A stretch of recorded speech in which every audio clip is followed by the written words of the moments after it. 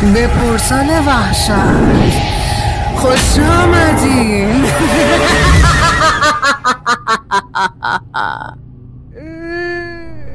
قاتلین شبانگاه.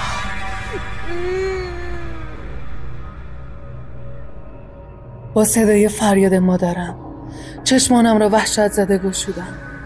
بالای سرم ایستاده بود و نور کم رنگ و تازه طلوع کرده خورشید چشمانم را میزد. وقتی اطرافم را نگاه کردم خواب از سرم پرید. من داخل حیاط و روی زمین خاکی دراز کشیده بودم. شیما نیز کنارم بود. لباسهایمان سر تا پا خاکی بود و زیر نگاه سنگین بقیه گیج و منگ اطرافمان را تماشا می کردیم.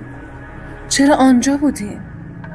از شب گذشته تا امروز صبح روی این زمین خاکی دراز کشیده بودیم؟ بهراد که انگار خداوند او را با رسالت بازجویی کردن از من و شیما خلق کرده بود، با چشمانی گرد شده از خانه بیرون آمد. کنار زنمو ایستاد. این دوتا اینجا چی کار میکنن؟ آنگاه برولندهای مادر سرم را پر کرد. بازویم را کشید و مرا با یک تکان از روی زمین بلند کرد. سرگیجه داشتم و تعادلم را از دست داده بودم. بهراد دست شیما را گرفت تا بلکه از او دلیل آنجا بودنمان را بپرسد. اما شیما رنگ پریده تر از من بود. میشناختمش. او کسی بود که برای صحبت کردن اشتیاق به خرج میداد. برخلاف همیشه دست برادرش را پس زد و همراه من به طرف شلنگ و تشت آب که پشت خانه سنگی بود حرکت کرد. خم شدم. از آبی که توی تشت بود بر صورتم زدم. خنک‌هایش لرزش خفیفی به اجزای چهره‌ام انداخت. احساس بدی داشتم. من شب قبل یک کابوس بد دیدم و بعدش یک کابوس بدتر. اما اگر کابوس بود چرا حال که در بیداری به سر می بردم شاهد ادامه کابوس بودم؟ یادم می آمد که شب قبل توی حیاط خانه بیهوش شدم اما باران می بارید. زیر پلکای خیسم نگاهی به اطراف انداختم. هوا نه تنها ابری و بارانی نبود بلکه زمین نیز خشک و داغ بود. هیچ ردی از هوای طوفانی دیشب هم دیده نمیشد. هیچ ردی. در کمال حیرت نگاهم روی زانوی شلوارم افتاد. اندکی پاره شده بود و رد کوچیکی از زخم بالای زانویم دیده میشد. این زخم را زمانی که شب قبل با شیما برخورد کردم به جان خریدم. خوشحال بودم که مادرم متوجه نشد. به محض داخل شدم به خانه باید لباسهایم را عوض می‌کردم. چون اگر دلیل برداشتن این زخم را می‌پرسیدند هیچ جوابی نداشتم. اما اگر اتفاقات دیشب کابوس نبودند پس این زخم از کجا پیدا شده بود؟ بیتا؟ شیما به دیوار پشتی خانه تکیه زد. پوستش به سفیدی گچ می‌زد. بر لبانش هم رنگی نبود. با نگاهی پوچ و سرگردان خیره شد به من. بیتا، تو هم شب قبل رو یادت میاد؟ سرمایه آب بیش از قبل در دستانم رسوخ کرد. چند لحظه کوتاه سکوت کردم. پس او نیز شاهد بود. شاهد این بود که دیشب من کابوس ندیدم. با صدای آرام پرسیدم باران میبارید؟ از شنیدن سوالم حیران شد. انگار توقع نداشت چنین سوالی از من بشنود. به وضوح اشکی در چشمانش حلقه زده بود را دیدم. سرش را تکان داد و بغضش را فرو برد. آره. آب گلویم را با سوزشی آزاردهنده فرو فرستادم. برایم قابل درک نبود. چه برسد به آنکه بتوانم باورش کنم. دستانم را از تشت آب بیرون کشیدم و به سویش رفتم. دقیقاً در مقابلش. یقه لباسش را در مشتهایم گرفتم و او را بیشتر به دیوار چسباندم. از این رفتار من شوکه شد و دستانش را به نشانه تسلیم بالا آورد. اگر تمام آنچه که من شب قبل دیده بودم کابوس نبود، از چاقویی که او به قصد کشتن من در دستش نیز داشت دروغین نبود. او میخواست مرا بکشد. حتی وعده داد که من در آن شب باید کشته شوم. دندانهایم را برهم سابیده و زمزمه کردم: چرا میخواستی من را بکشی؟ توقع داشتم گریه کند، پوزش بطلبد یا دلیلی برای گناهش بیاورد، اما برخلاف انتظارم پیش رفت. ابروهایش به هم گره خوردند و دهانش تا نیمه باز ماند. چی؟ من چی کار کردم؟ واقعا یادش نمی آمد؟ تکانش دادم و او حتی سعی نکرد یقه‌اش را از بند دستان من آزاد کند. مصمم در چشمان قهوه‌ای رنگش خیره ماندم و تکرار کردم: چرا میخواستی منو بکشی؟ اون چاقو، زیر بارون، تهدیدم کردی. بگو چرا؟ چشمانش بیش از پیش گرد شدند و سرش را تون تون به طرف این تکان داد. نه، من این کارو نکردم. از حالت چهرش پیدا بود که دروغ نمیگوید. من او را از خودش بیشتر میشناختم، اما این منطق بود که اجازه نمیداد حرفش را باور کنم. شب قبل وقتی برای نوشیدن آب به آشپزخانه رفتم با چیزهای عجیبی مواجه شده بودم. با طاهره‌ای که دانشجو شده بود و در خوابگاه به سر می برد. مادر بزرگی که مدت‌ها از زمان فوتش میگذشت. با شیمایی که قاتل شده بود و طوفانی بی سابقه که در تابستان گریبان روستا را گرفته بود. هنوز رد قطرات باران را روی صورتم احساس می کردم. محال بود که یک کابوس تا این حد واقعی و قابل لمس باشد. دستانش را روی شانه‌ام گذاشت. مشتم را شل کردم تا اینکه یقه‌اش آزاد شد. مغزم قدرت تحلیل کردن نداشت. شیما سری گفت: ببین، من شب قبل دیدم یک نفر دنبالمه. یک چاقو دستش بود. میخواست منو بکشه. با تعجب صدایم را ضعیف کرده و پرسیدم: چی؟ کی بود؟ پس از اندکی مکث جواب داد: نمیدونم، تاریک بود، اما شبیه عمو حسین بود، بابات.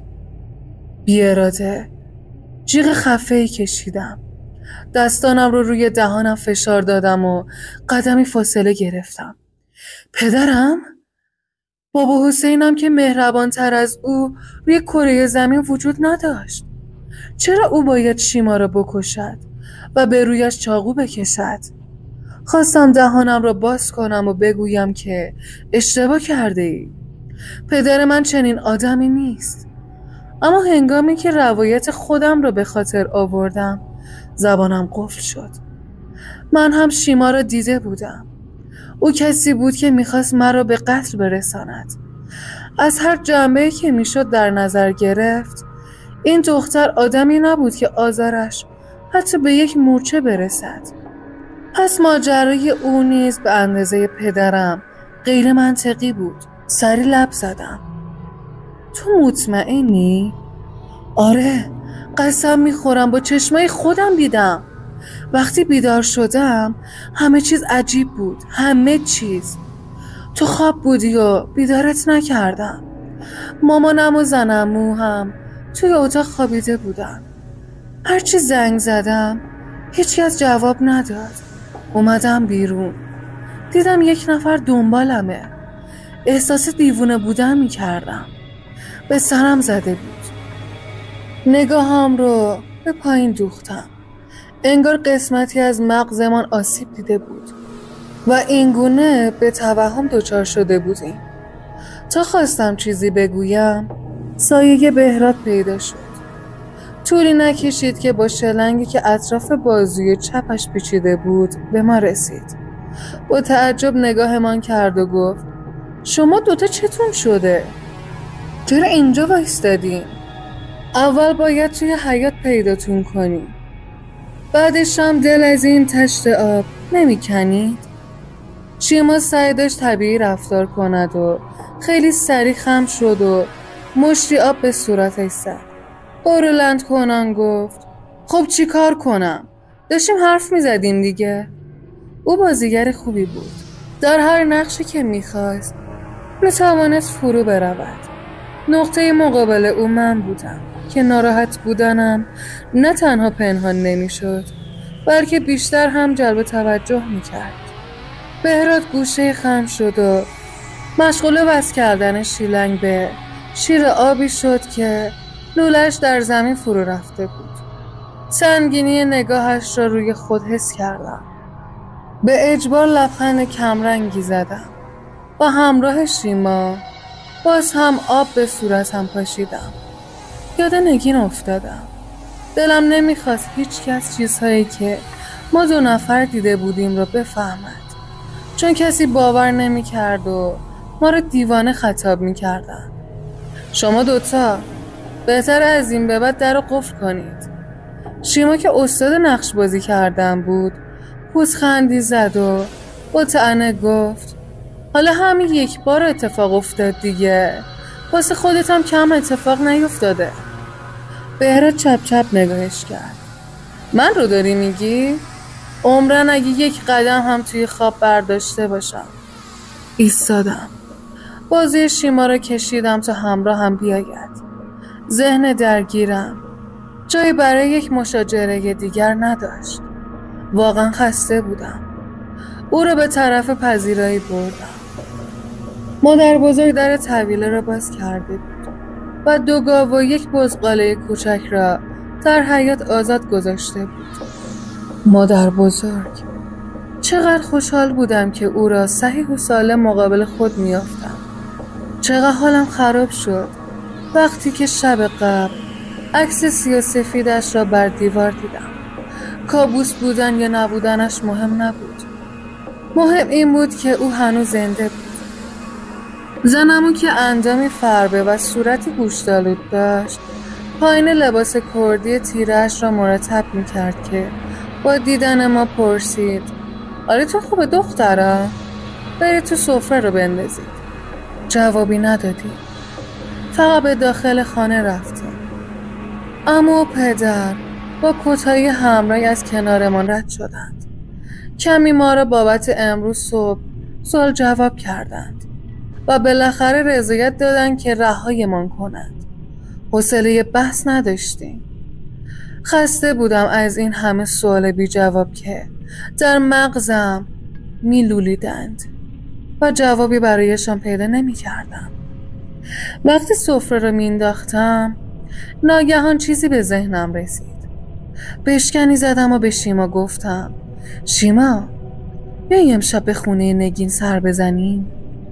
کاسه سالاد شیرازی را روی سفره گذاشت. با تعجب پرسید چرا؟ راستش در اتاق باز شد. طاهره با موهای شلخته و در حالی که چشم راستش را میمالید بیرون آمد. جملاتی که برای گفتن به شیما آماده کرده بودم را از یاد بردم. طاهره در فضولی کردن مهارت بی اندازه ای داشت و اگر فقط نیمی از خبر را میشنید آن نیمه دیگر را خودش جفت و جور میکرد. این توانایی را داشت که یک خبر را طی چند دقیقه به گوش تمام اهالی روستا برساند. پس احتیاط بهترین کار ممکن بود. بیتا یکم به آب میدی؟ مقابل آشپزخانه ایستاد و منتظر نگاهم کرد. آنقدر محو صورت ریزنقش و صدای بچگانش بودم که فراموش کردم برایش آب ببرم. شیما به جای من لیوان آبی به دستش داد و بالای موهایش را بوسید. میخواستم طاهره را در قالب دختری دانشجو تصور کنم، با همون صدای بالغ و جا افتاده که قبلا شنیدم. متاسفانه نمیتوانستم. مگر من یک پیشگو بودم؟ طبیعتاً امکان نداشت دختری که شب قبل با او تماس گرفتم طاهره باشد. با ورود ناگهانی بقیه به خانه خودم را جمع جور کردم. عمو مسعود با لحنی تحسین برانگیز گفت: آفرین آفرین، سفره رو هم که چیدن. باید دیشب یه مسافرت طولانی رفته باشن که امروز صبح اینقدر گرسنه از خواب بیدار شده باشن. طعنه بود. دلم نمیخواست درباره آن مسئله بحث کند. یالا گفتن عمو و نشستم بر سر سفره شروع شد.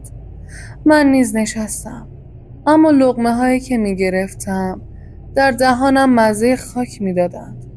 دلیلش این بود که گرسنه نبودم، خیلی هم سیر بودم. انگار کلی تفکر بی جواب در معده‌ام ریخته شده بود. تمام مدت که بقیه با اشتیاق صحبت می کردند، من و شیما نگاه های کوتاه و معناداری را با یکدیگر رد و بدل می کردیم.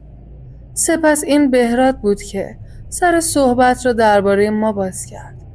جدی نگرفته بودند و از اینکه با آن حالت وحشتناک در مرکز حیاط خاکی خواب بودیم می خندیدند و حرف می ساختند. آنها می خندیدند و نمی دانستند چه بر سر ما آمده است. هیچ کس باور نمی کرد اینکه شیما قصد داشت قاتل من باشد و پدر من قاتل شیما. اما این وسط یک چیزی درست نبود. آن شب هیچ پارچه سیاهی به در خانه نگین آویخته نشده بود و دخترکی در همان سن و سال با لباسهای سفید از آن بیرون آمد. او یعنی خود نگین بود؟ حالا اگه تا اینجای داستان براتون جذاب بوده، ساب و لایک یادتون نره، وگرنه شب میام بالا سرتون.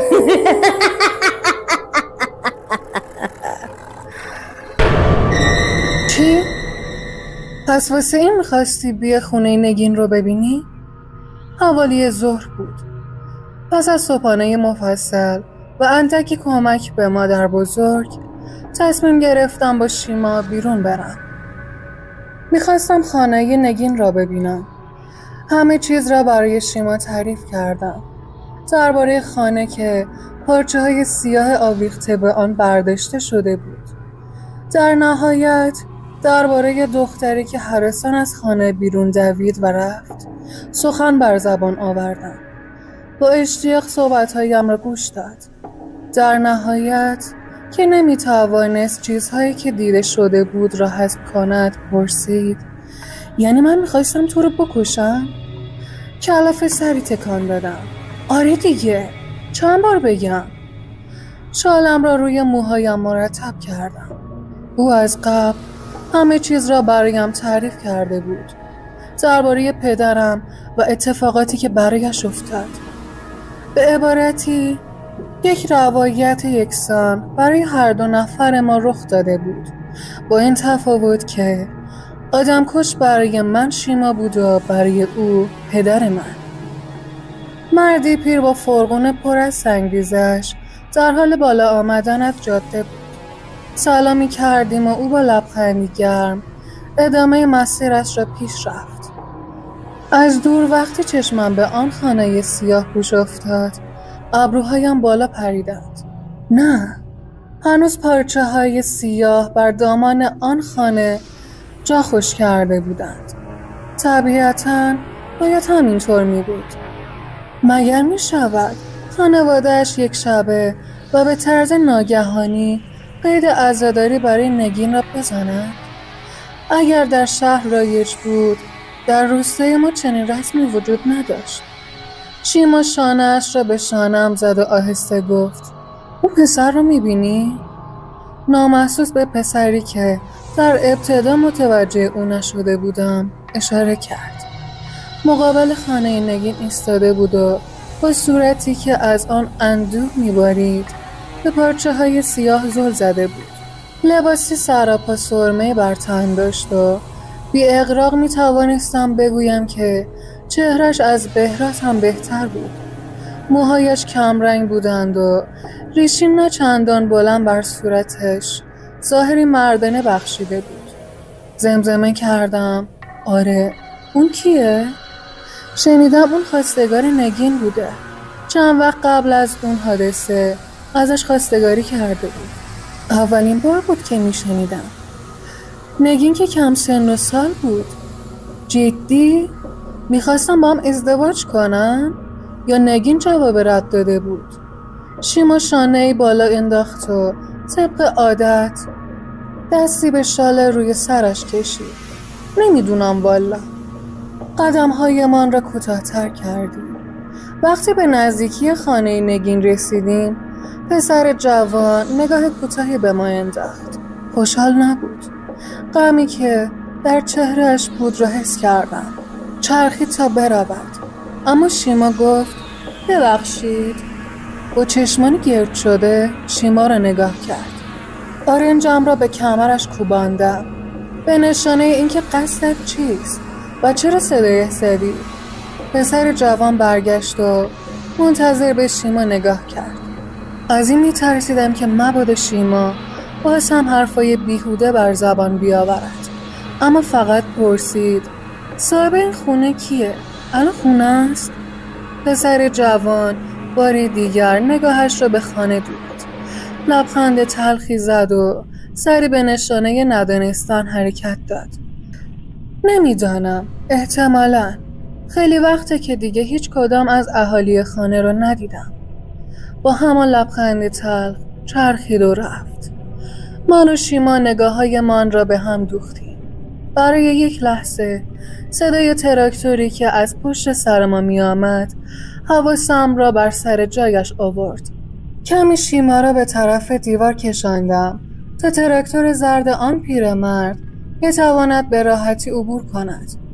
در نهایت شیما دست به سینه زمزمه کرد تو در میزنی؟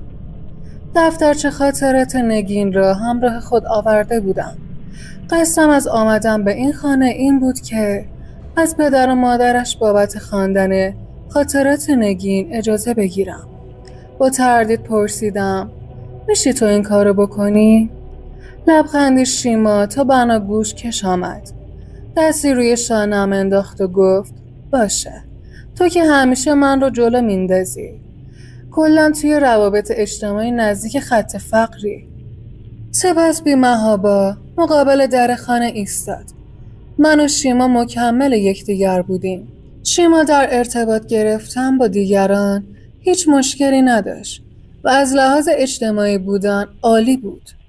حتی در جمع غریبه ها خیلی سریع با دیگران صمیمی میشد و گاهی فقط او بود که صحبت میکرد. در عوض افکار و چیزهایی که به ذهنش میرسیدند نیاز به ساماندهی داشتند. در خرید و تصمیم گیری هم افتضاح بود. اینجا من وارد عمل می شدم. در هر حال مثل او نمی توانستم به چشم بیایم. مشتش را روی در گذاشت، اما هنوز تقی بر آن نزده بود که ناگهان در به خودی خود باز شد. شیما با ابروهای بالا پریده یک قدم عقب رفت. مرد مسنی که تنها یک کپه کمپوش از موهای سفید روی سرش باقی مانده بود با دیدن شیما اخم کرد. او فقط میخواست بیرون برود و با دیدن ما شوکه شده بود. در را تا انتها باز کرد. با یک نگاه عصبی چهره های من را وارسی نمود و پرسید چی میخواین؟ فشار انگشتانم روی دفترچه خاطرات چند برابر شد. شیما سرفه‌ای کرد و آرام پرسید ببخشید مزاحمتون شدیم. شما احیانا با نگین خدا بیامرز نسبتی دارین؟ دیدم که چگونه سیب گلوی مرد بالا پایین شد. چشمانش بی حرکت روی شیما ایستاده بودند، مثل انسانی منجمد و یخ زده. مجدد اخمی کرد و پرسید برای چه آمدید اینجا؟ این بار نوبت من بود که صحبت کنم. دفترچه خاطرات را مقابل صورتش گرفتم و پرسیدم ببخشید آقا، این دفترچه خاطرات رو توی انباری پیدا کردیم. مال نگین خدا بیامرزه. اشکالی نداره اگه ما بخونیمش. منتظر یک واکنش بد و سخت از سوی اون بودم. به جای اینکه مرا تماشا کند، نگاه غم‌آلودش به جلد دفترچه خاطرات قفل شد. دستان چروکیده‌اش می‌لرزیدند. او خیلی لاغر بود. لباسهای سیاهش نشان از غمی می‌دادند که تمام این روزها روی دوشش سنگینی می‌کرد و روزگارش را با اندوه از دست رفتن عزیزش گره می‌زد. با صدای ضعیفی جواب داد: مهم نیست. دخترم فقط دیوانه شده بود. بغضی گلویش را تنگ کرد. در خانه را محکم بست و دستانش را از پشت بر روی کمر خمیده‌اش در هم قلاب کرد. از جاده پایین رفت و به هیچ حرفی از ما دور شد. شیما ذوق زده دستانش را موش کرد و به سویم آمد. از اینکه دیگر می توانستیم با خیال راحت خاطرات نگین را بخوانیم ذوق زده بود. من با اینکه برای چنین لحظه ثانیه شماری می کردم، اما صحبتهای پدرش تردیدی بر دلم انداخت. او گفت نگین دیوانه شده بود. چرا دختر عاقل و بالغی که همه از خوب بودن او یاد می کردند باید دیوانه شود؟ به علاوه من بعید می دانستم او دیوانه شده باشد. احتمالاً اتفاقی برایش افتاده بود. حتما گوشه ای از روستا و پشت همان انباری لابلای درختان را مناسب ترین مکان برای خواندن خاطرات دانستیم. نمیخواستم کسی با دیدن دفترچه خاطرات نگین در دست ما افکار عجیب به ذهنش رسوخ کند، به خصوص که روستا پر از بچه‌های کنجکاو و فضول بود. بعید می‌دانستم در جایی که ما نشسته بودیم سر و کله کسی پیدا شود. به دیوار پشتی انباری تکیه زدم. امیدوار بودم سر و کله حشرات مزاحم پیدا نشود. شیما آهسته گفت: خدایا، آخه کی باورش میشه تو این انباری که الان بهش تکیه زدیم نگین خودکشی کرده باشه؟ واقعا دردناک بود. با تأسف سرم را تکان دادم. خیلی عجیبه. شیما با شوق کودکانه پاهایش را بر زمین کوبید و اصرار کرد: بودو بازش کن دیگه. وقتی دفترچه را باز کردم ناخودآگاه نفسم را در سینه حبس کردم. نگاهم به جلد و کاغذهای رنگین افتاد. نام خودش را با خودکار رنگی و ذوقی که از دست خطش پیدا بود نوشته بود. سپس اولین خاطره روی نخستین کاغذ. شیما با تعجب خم شد و گفت: چه رنگی رنگی؟ مطمئن این دختر خودکشی کرده یا اینکه افسردگی داشته؟ در جوابش فقط شانه‌هایم را بالا انداختم. اولین خاطرهش مربوط به پاییز بود. خاطره دلانگیزی بود.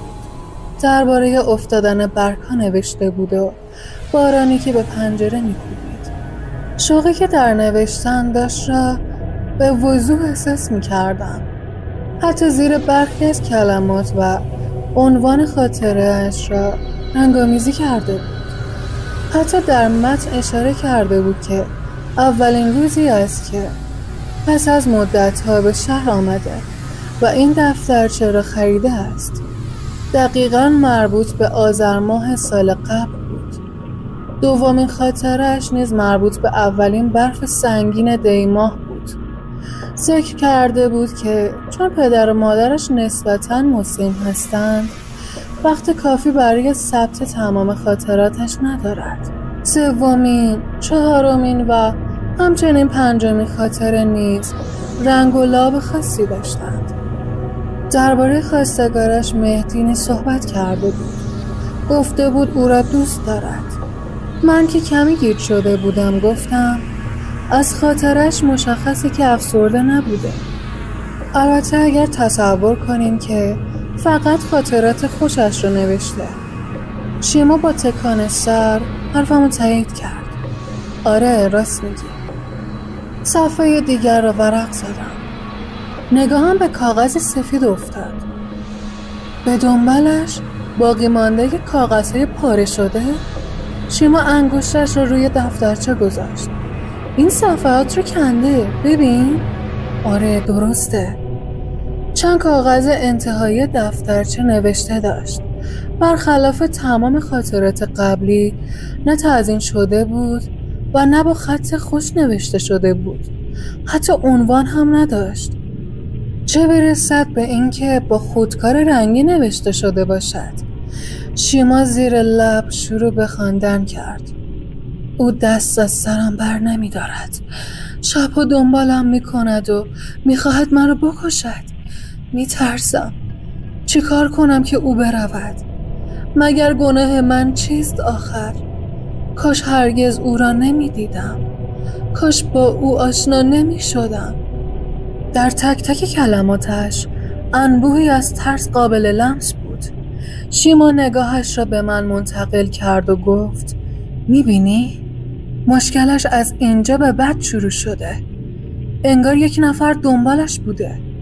سپس پیروزمندانه بشکنی زد و ادامه داد. از همون اول میدونستم پای نفر دومی هم وسطه. پرحرفی شیما که تموم نمیشد. با بی‌اعتنایی نسبت به او خواندن نوشته را این بار من از سر گرفتم. او همیشه به من میگوید تقدیر تو این است. هر شب وقتی از خواب بیدار میشوم از ترس به خود میلرزم. او همیشه دنبالم است. میخواهد منو بکشد. تهدیدم میکند و مرا میترساند. باران و رعد و برق امانم نمیدهند. امشب از همان شبایی است که میترسم بخوابم. اگر واقعا مرا بکشد چه؟ 2 روز پیش یک موبایل نو خریدم. از او عکس خواهم گرفت. میخواهم به همه اثبات کنم که اشتباه نمی کنم. او واقعا دیوانه ای است که قصد کشتن من را دارد. چشمانم گرد میشوند روی کلماتش. طبق چیزهایی که نگین نوشته بود او خودکشی نکرده است. به قتل رسیده بود. انگشت اشاره‌ام روی جمله اگر ما را بکشد چه نشست. او گفت ما. پس یعنی قربانی های دیگری نیز بودند؟ چه کسی قصد داشته آن دختر را از بین ببرد؟ شیما ادامه نوشته را خواند. هیچ کس حرفم را باور نمی کند. این شب‌هایی که دست از سرم بر نمی دارند با تمام شب‌های گذشته فرق دارند. شب‌ها او دنبالم می کند و به جای اینکه بهار باشد پاییز است. چرا همه چیز تا این اندازه گنگ است؟ نوشته های آن صفحه تمام شد. بی آنکه بتوانم صبر کنم ورق زدم. با دیدن اولین جمله تمام جانم یخ زد. شیما با زبانی قفل کرده خواند. بیتا، شیما، نذارین اون شما رو بکشه. کلماتش به طرز عجیبی مرا میترساند. نفسم در گلو حبس شد و برای یک لحظه احساس کردم موهای تنم به لباسم میچسبند. او اسم ما را نوشته بود. شیما و بیتا. ما که او را نمیشناختیم. حتی یادم نمی آمد که دختری را در آن خانه ملاقات کرده باشم. شیما با ناباوری سمتم چرخید. استرسی که در چشمان ریزش موج میزد را دیدم. زمزمه کرد. منظورش با ما دوتاست؟ جوابی برایش نداشتم. به هر حال من و او تنها بیتا و شیمای این جهان نبودیم. در یک آن نگاهم به صفحه بعدش افتاد. 2 عکس بود که به کاغذ چسبانده بود. با دقت نگاه کردیم. تصویر اول چهره یک دختر زیبا بود. با دیدن موهای مواج و تیرش بر روی آن بالا پوش سفید سرم گیج رفت. واقعا گیج رفت. دستم را مقابل دهانم گذاشتم و هوا را با صدا به داخل ریه هایم کشاندم. آن دختر را شب قبل دیده بودم. همان کسی بود که از خانه بیرون زد و شروع به فرار کردن کرد. همان دختری که قصد داشتم صدایش کنم اما خیلی زود رفت و دیگر ندیدمش. این همون دختر بود، نگین رحمتی پور. پس آن دختری که شب قبل دیدم نگین بود. شیما سری پرسید چی شده بیتا؟ به عکس بالایی اشاره کردم. صدایم لرزید هنگامی که در جوابش گفتم دیشب همون دختری که از اون خونه بیرون اومد و دربارش برات گفتم نگین بود. همون شکلی بود، قسم میخورم. ابروهایش با تعجب بالا رفتند. مطمئن بودم که باور کرده است. زیر لب گفت چطور ممکنه؟ سپس با چشمانی ریز شده متن روی عکس ها را خواند. این منم. من شما را شناختم. شاید شما من را نشناسید و ندونید که من کی هستم، اما مطمئنم که یک شب من رو میبینید. سپس عکس پایین توجه من را جلب کرد. عکس مربوط به داخل انباری بود، اما شب بود. کیفیت دوربین کمی پایین بود، اما چیزی که در عکس دیده میشد در نیمه باز انباری بود. زیر عکس نوشته شده بود من از کسی که قصد کشتنم را داشت عکس انداختم. شما هم اون را میبینید؟ نه، نمیبینید. همه میگویند هیچ کس در این عکس نیست. این عکس را وقتی گرفتم به یکی از نزدیکانم دادم که آن را چاپ کند تا من برای شما در این دفترچه قرار بدهم. لطفاً حرفایم را باور کنید. هیچ شده بودم. به معنای واقعی عقلم را از دست داده بودم. تک تک جملات نگین یک راز مرموز و نهفته در خود داشتند. او گفت شبها کسی دنبالش میکند و به جای بهار پاییز است. این موضوع به ذهنم رسید که نگین در فصل بهار مرده است. پس چرا باید هر شب برایش پاییز شود؟ همان لحظه چیزی به ذهنم رسید. تنها حقیقتی که وجود داشت همین بود. شاید تلخ بود، شاید مرگبار بود. شب قبل من هم چنین تجربه عجیبی را داشتم. مادر بزرگم مرده بود، طاهر دانشجو شده بود. انگار زمان چندین سال جلوتر رفته بود. علاوه بر آن شیما میخواست مرا بکشد. اتفاقاً پدر من نیز قصد کشتن شیما را داشت. قضیه از چه قرار بود؟ ما نیز به سرنوشت نگین دچار شده بودیم؟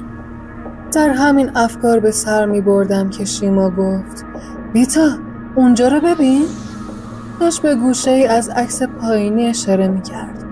داخل عکس و آن گوشه کنارها یک آینه قدی هم افتاده بود. آن آینه همه چیز را ضبط کرده بود. چشمان تیزبین شیما قشنگ نکته‌ای که در عکس وجود داشت را به ما فهماند. داخل عکس و به گونه این طور تصویر یک جنازه منعکس شده بود. جنازه خون‌آلود و کمی ناواضح. چطور ممکن است؟ اگر نگین کسی بود که داشت عکس می‌گرفت، پس چرا یک جنازه در آینه افتاده بود؟ نمیدانستم چه بگویم. باز هم ورق زدم و روی آخرین صفحه فقط چند جمله به چشمم خورد. از شب‌هایی که پشت سر می‌گذارم متنفرم. لطفاً مراقب خودتان باشید. چیزی که ما هر شب می‌بینیم تصویری از شبی است که در آن بیرحمانه کشته می‌شویم. آن کسی که مرا می‌کشت را همه می‌شناختند. من می‌دانم این یک آینده دور نخواهد بود. خیلی هم نزدیک است. خیلی نزدیک. پایان. این دفترچه و خاطرات مرموزش نیز به آخرین ورق رسید. به آخرین حکایت از زندگی دختری که بیرحمانه دچار سرنوشتی مرگبار شده بود. دفترچه را بستم و روی پایم گذاشتم. سکوت و خیره ماندن به درخت روبرو دقایق طول کشید. هیچ کس این نوشته ها را باور نکرده بود. از نظر من اینها خاطرات یک آدم دیوانه و خل نبودند، بلکه نوشته های یک فرد رنج کشیده بود. خیلی احساس بدی داشتم. میلرزیدم. کوبش قلبم تنم را هم تکان میداد. شیما کسی بود که با صدای گرفتش به سکوت پایان داد. یعنی ممکنه به خاطر اون آینه باشه؟ ما خودمون رو توی اون نگاه کردیم. فقط ما بودیم که این کارو کردیم؟ اشتباه نمی کرد. اما چرا نگین به آینه اشاره نکرده بود؟ ولی همه چیز از آن آینه شروع شد. آینه قدی که داخل عکس افتاده بود و دیروز ناخواسته توسط ما شکسته شد.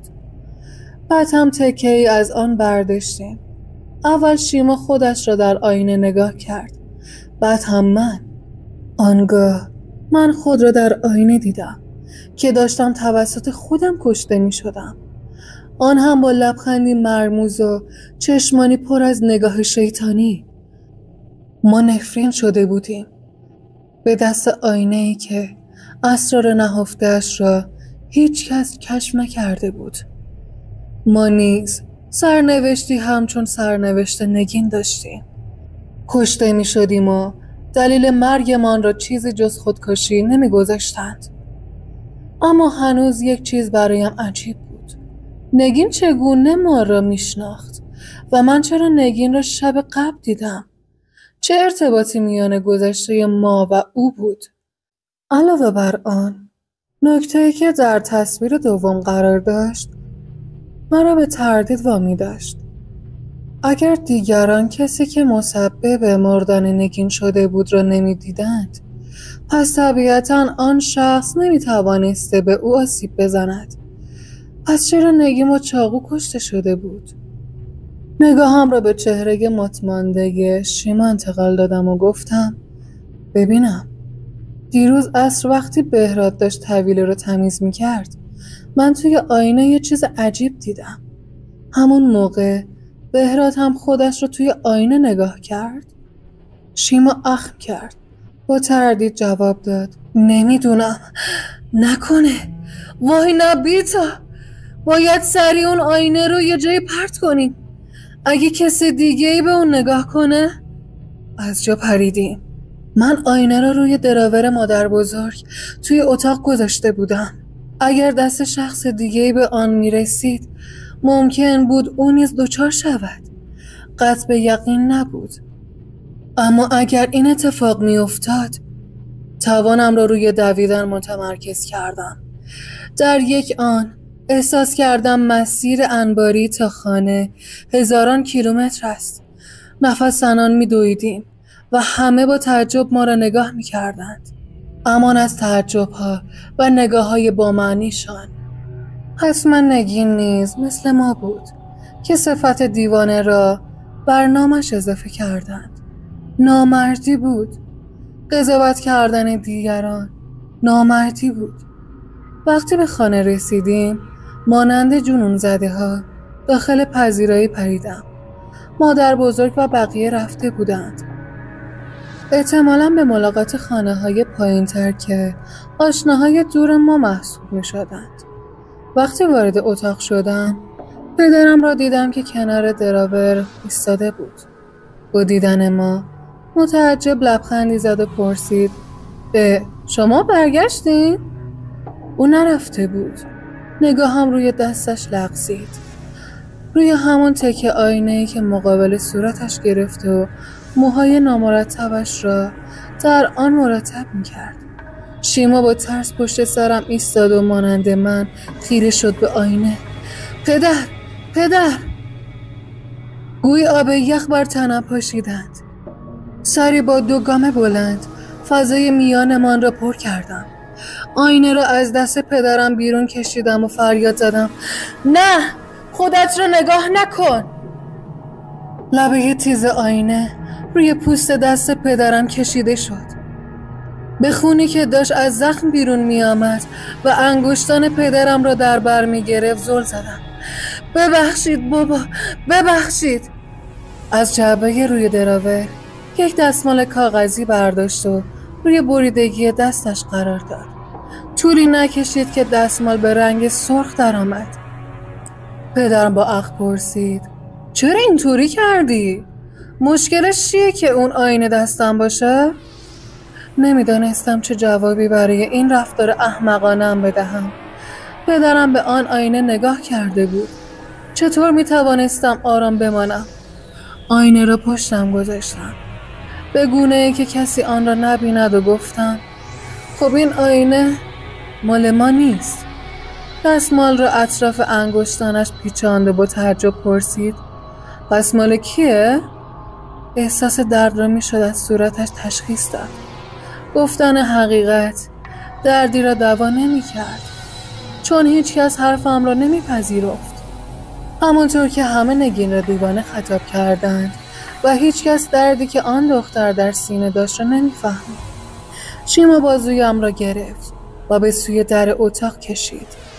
سپس با هنر معروف بازیگری لبخندی زد و گفت: حالا یکی از دخترای خونه های پایینه، الان میریم بهش پس میدیم.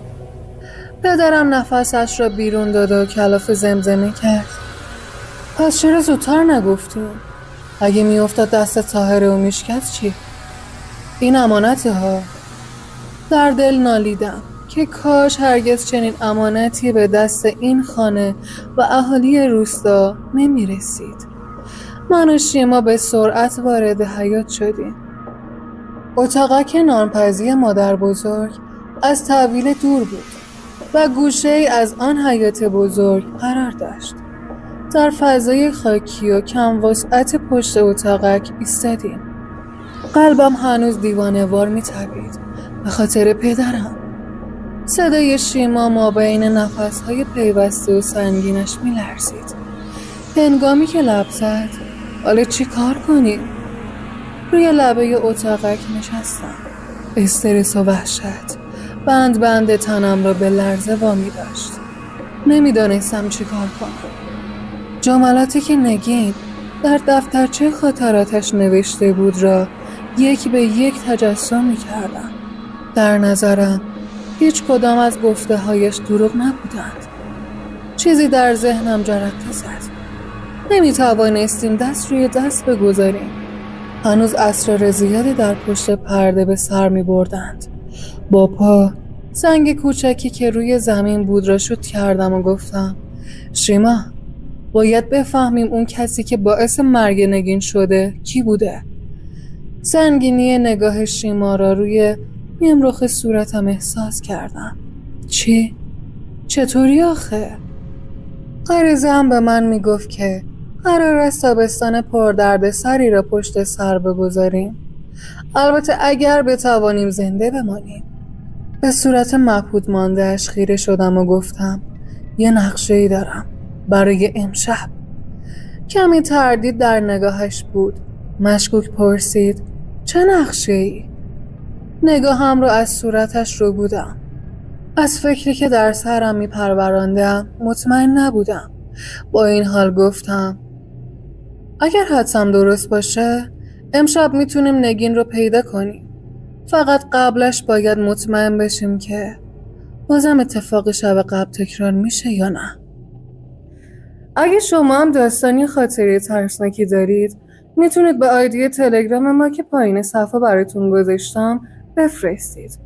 لطفاً برای حمایت از ما لایک و کامنت فراموش نشه. متشکرم.